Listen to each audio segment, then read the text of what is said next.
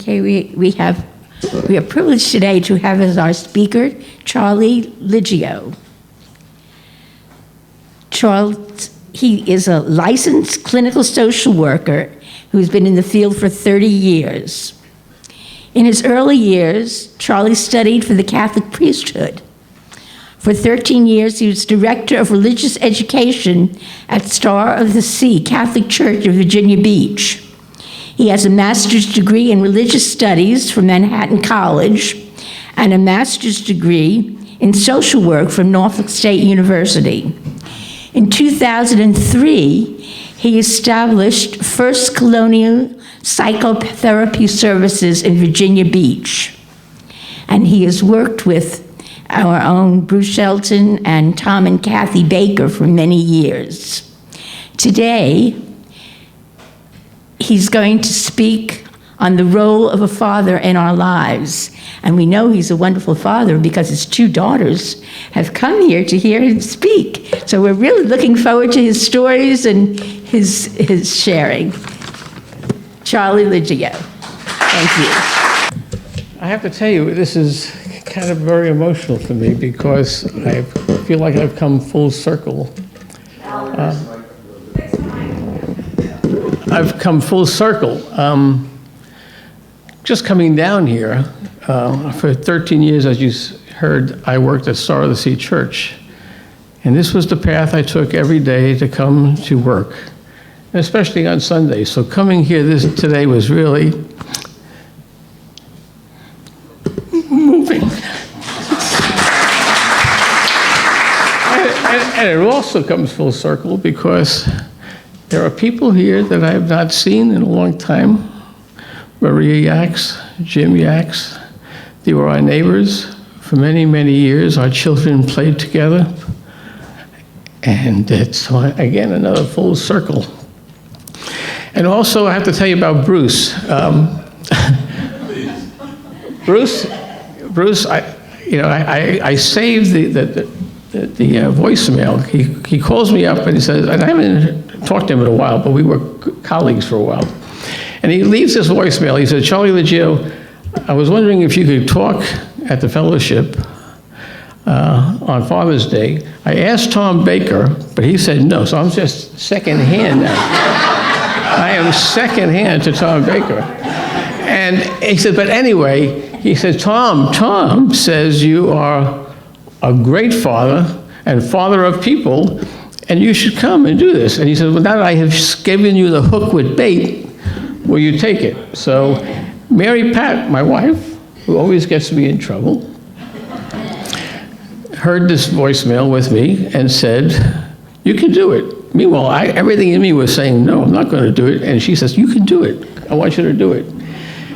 In that voicemail, Bruce also said, are you in for public speaking? And to be honest, for 20-something years at Star of the Sea, I did public speaking. But coming here today was a little nerve-wracking, and I have to admit that. But I wanted to talk about Father's Day because, fortunately, I come from a rich line of fathers. And I had two wonderful grandfathers who helped raise me, and a wonderful father. And I really believe part of who I am today was from them. And but before, I would like, though, for you to reflect a little bit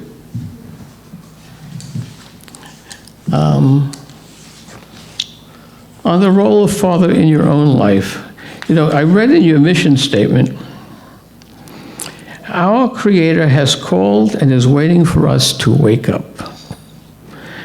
And I would like you today to help yourselves and me to wake up of the role and the energy of father in your life.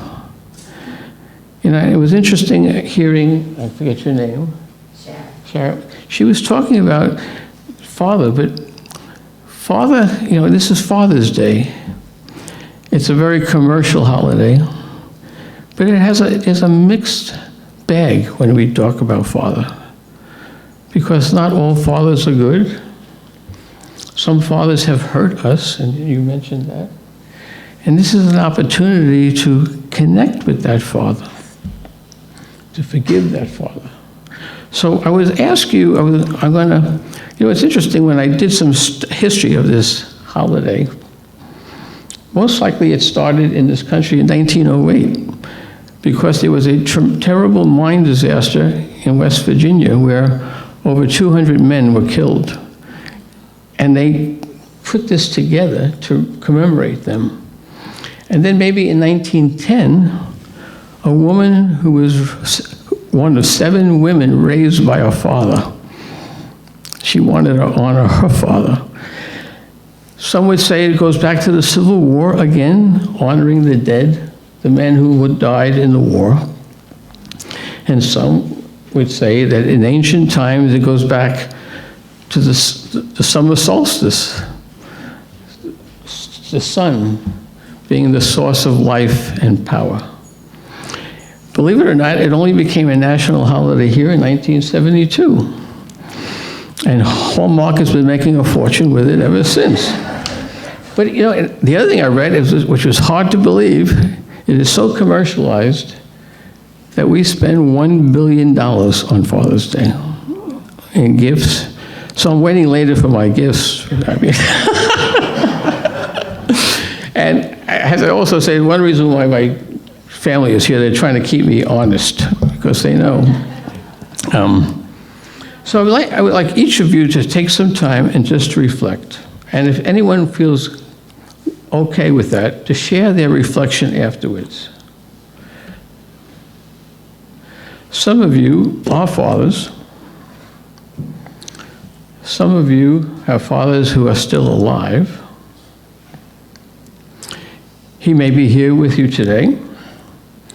Maybe later you will see him or call him or FaceTime with him. Some of you may have a father who has died recently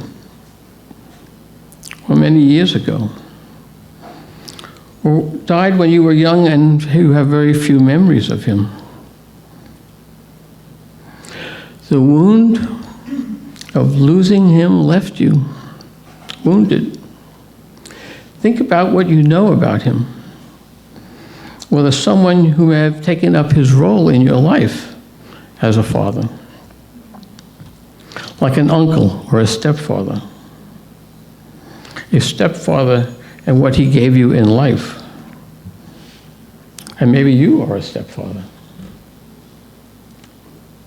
And some of you may have few or no memories of your father because he left you or was emotionally unavailable to you, or worse, wounded you in some way physically or emotionally. And how did that wound play out in your life? So I just ask you for a few minutes to think about the father energy in your own life.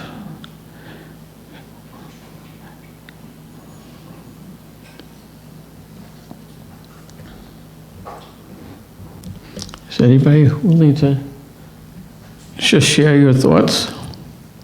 I meant to mention before, I have to tell you, again, because of Bruce, I just see him out there.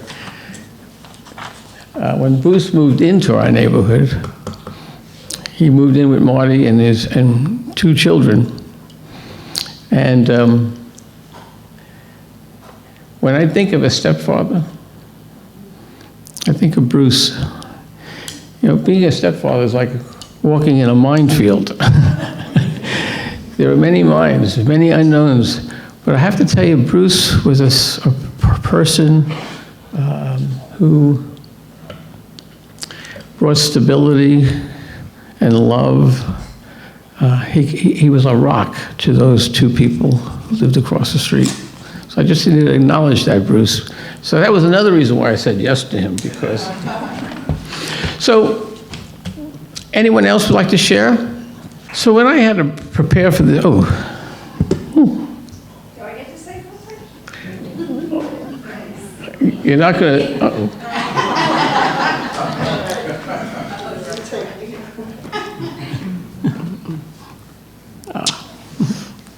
So my dad, as you can see, is a special person. And you have a gift. When you are talking to someone, you are fully present for that person. And that's a gift that he taught me, and I try to do that in my life. I know how to listen and be present for people, and that's something you taught me. But I had to share you because he was present for people, so people loved him. It was worth it. It was okay sharing you. You sure? Yes. Every Sunday morning you had to share me. Yeah, it was worth it. Because you are present for your daughters and your wife and your family. You are present for us too. But I wanted to tell you something that you might not know. One thing I love about your story is that when he was a little boy, everybody said he was going to be a priest. So he was brought up, you're going to be a priest. He was doing everything in his life to be a priest. Were you there? No, but I've heard, and it took a lot of guts and bravery and courage for you to defy what everyone expected of you and do something different. And that is, I see you as a very courageous and brave person because of that. I just wanted to share that, and I love you.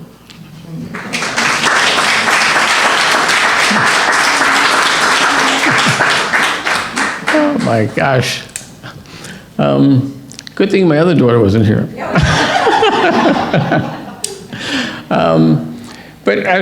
Okay, so my own life, when I reflected, as I said before, I come from a line of wonderful men. I really do. My father died at age 94. It's funny, my father did not meet me or get to know me until I was 2.5 years old. Because he went off to World War II. And when he left, it's funny, there's a picture, I tell this to my daughters, there's a picture of my mom and my dad in front of a little cottage in South Carolina where my mom went to see him. And it was there that I was conceived. And I always used to tease my mom, because there was a picture of the two of them. I would say to her, "Am I in that picture?" And so anyway, I was born to a family, and this is where my grandparents, my grandfather, both of them, were very important to me, and also my grandmother. And without saying, I had a wonderful mother. But today is Father's Day. And so I did not know my father until he came home from war. And I do, for some reason, have an image of him coming in the door with a tricycle. If that's made up or not, I don't know. But I remember. And I also remember the feeling, which stayed with me a while, that he was a stranger that I did not know. I can remember being in a candy store with him and looking up at him and being a little afraid because I wasn't sure who he was. Because I don't think my mom was there. I think it was something he did with me alone. And it took me a while to get to know him. And even as a teenager, I was very close to my mom, but my dad was still distant to me. He was a good man, but that idea of a stranger stayed with me for a while because I didn't connect with him. And I remember as an adult male sitting down with him and saying, "Dad, what was it like to come home to me?" You know, I was a 2.5 year, raised by aunts, uncles, grandparents. He said, "You were spoiled." And most likely I was. But one of the gifts was that my dad grew old enough for me to really appreciate the wonderful person he was and is at the time, and especially when he became a grandfather. And he was just a loving grandfather, and I saw him interact with my grandchildren, and it was just with his grandchildren. It was just a wonderful thing to experience, and they loved him. And unfortunately, he never saw the birth of his great-grandchildren. But somehow, Jean Marie was pregnant with Zinnia, and we caught in a picture, there's my father who had some serious dementia at the time, putting his hand out and touching her stomach, and she was very pregnant at the time, and touching her stomach. And it was like a gift. It was like seeing him live in prosperity. He was blessing that which he was leaving. And then when I became a grandfather, I always remember the girls wanted me to know what did they want me to call me. And my they called him Poppy, but to me, he was not my Poppy. He was my father. So I picked Grandpa, very Italian, Grandpa, because I had two wonderful grandpas. They were very much into family. They loved family. My great-grandfather on my paternal side was my grandpa. I'm named after him, Charlie Liggio. Like my father, he was a barber. And he was just a gentle, good man. And he widowed early in his life and never married, but he dedicated himself to his family and to his work. He loved being a barber and also to his church. And I can tell you a story about that because Jean Marie told you I wanted to be a priest. And my grandfather was someone who was so proud of me that I was becoming a priest. And when I decided to leave the seminary, I didn't know how to tell him. I was afraid he would not understand or love me anymore. So I got it. He spoke Italian, but also spoke English, but he spoke Italian. And I thought if I was going to talk to him about it, I needed to tell him in Italian. So I got a friend. I wrote the letter, and a friend translated that letter into Italian, and I sent it to him by mail. And to my surprise, when he got that letter telling him that I was leaving the seminary, he went around the whole neighborhood, so excited, showing this letter, saying, "This is my grandson. He's leaving the priesthood, but look, he talks Italian." So you never know. You know, that was just a wonderful gift. And then my other grandfather, he was a little bit more devious. But I have such happy memories with him. We did things together.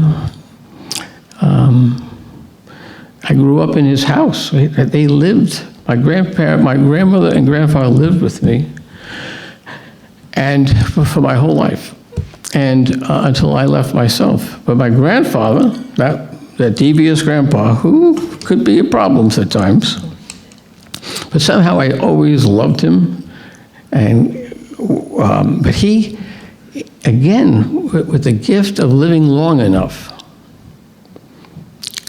I saw a different side of him. When he took care of my grandmother, and unfortunately he died about 1 year before she did. But the last words when he was being taken to the hospital, he said to my mom, "Please take care of your mom." And to this day, as I grew old with my wife, I live that same idea of taking care of those you love.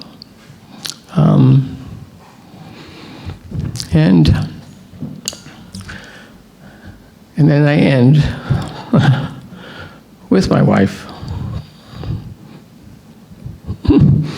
who was a gift and is a gift to me.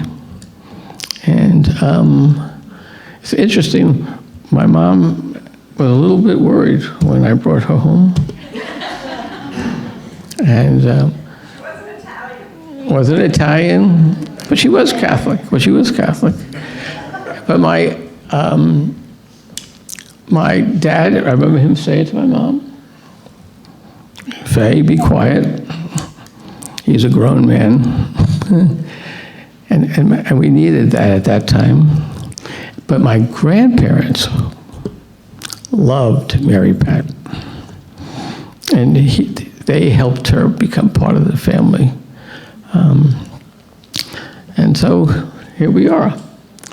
So just to end with, I know Carl Jung has the father archetype. He's an authority figure, protector, provider, associated with power and control. I think sometimes that makes fathers distant and cruel. And so here's what I think a father should be and needs to be. A father needs to be a lover, a caring and compassionate man, a man who can show love and affection and warmth, who can share feelings and emotion. You don't know how often in therapy when men say they don't know what their father feels, because men were never taught how to feel, or they feel, but they don't know how to express it. And sometimes the only feeling men show is anger. A man has to be vulnerable, willing to let his children know who he is. When we look at some of these things, we see it as weakness, or maybe too feminine, but that's what we need. We need men to be more feminine in the way they approach life. They have to be empathetic. They have to be willing and understand what it means to be hurt and to suffer. In fact, sometimes men are angry because they can't express their hurt, because they're really hurt. And if they would actually say that, it would make a whole difference. And they should be nurturers, because they are life-giving. And I'll end with this. When I became a father, I didn't realize it. But that day, in fact, I was in the delivery room, which was a gift, where it made me look at my wife in a whole different way. The power of giving birth. But being in that room, I didn't realize what was happening, but the ground was shifting underneath me. Because, and it only came later, as I grew into fatherhood, did I realize I was participating in the creative energy of God, that I helped create life. And that I had a new responsibility to care for this person, not alone, but with my wife. So that's what I have to say today. This has been a gift to come here because it helped me to reflect. And if any of you ever get the New York Times, this was just interesting. There was an article, a picture essay. It was with photographs and with words. And the name of the article is What a Motherless Son Knows About Fatherhood. And it's by a photographer. And what's really powerful, because he talks about, he lost his mother in a plane crash. It's really an incredible story. And but in the beginning of the article, he remembers. His father wasn't there, but he was in school. He was only 9 years old. But a neighbor tells the father this. He got up in the classroom at 9 years old and said, when I grow up, I want to be a dad. Amen. Thank you.